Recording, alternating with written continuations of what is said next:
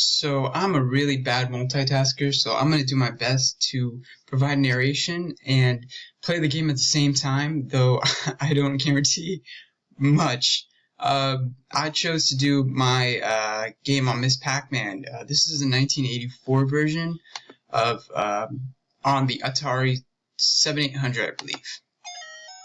So one thing that's important to know about these games and that were made in the beginning of the video game era is that they weren't really known for their graphics. Coming from someone who has grown up in the 21st century, I can see why. It was just starting, and I understand that these games weren't just for the graphics. It was just a challenge and provide a new interactive and entertaining way of interacting with technology that we have. Oh my gosh.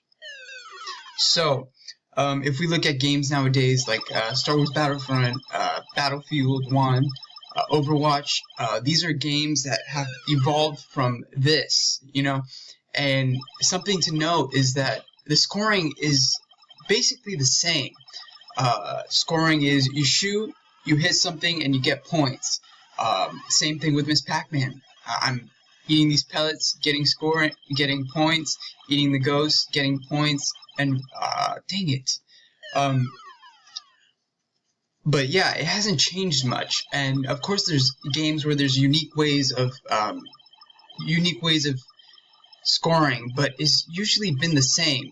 Another thing that I want to note out, and my reaction to this game, is that the social aspects of it, I can't imagine how socially this game is other than word of mouth. Hey, did you play Pac Man?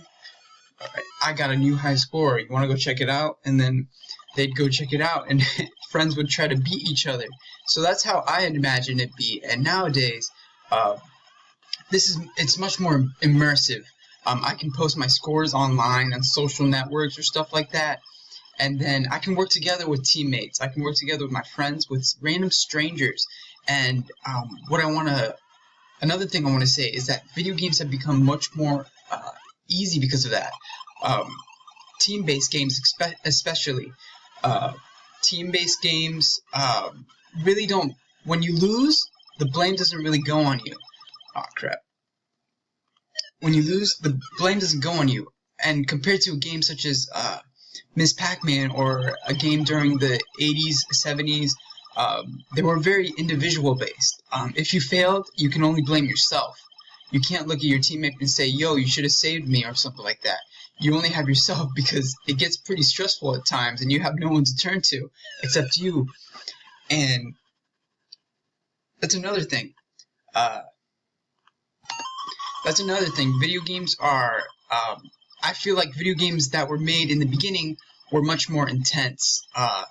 Games such as this get really intense when you have a ghost chasing you and you don't know where to go, and it just gets stressful at times. And another example is Space Invaders, which I was going to do, but I chose to do Miss Pac Man because this one's a little easier for me. Yeah, but Space Invaders, very hard. You'd think it'd be easy, but it's really not. And I think that the games made in the beginning were much harder to master. I know it sounds weird, but it really is. You have to recognize these little things such as patterns and the way that the ghosts move and the way that things happen. In Space Invaders, you miss one shot and your whole game is screwed. And it makes you nervous because the aliens will move closer and the music goes along with it.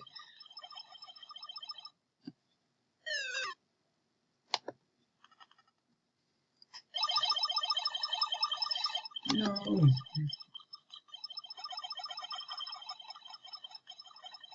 Again, video games made in the 21st century have a lot of connections. These games were made with objectives, and objectives are still in video games. We still have, move the payload, King of the Hill. These are things that are still there. Score as many points as you can. I don't know why I was going to where that goes. But these are very important things, and I hope you like this this gameplay. Thank you.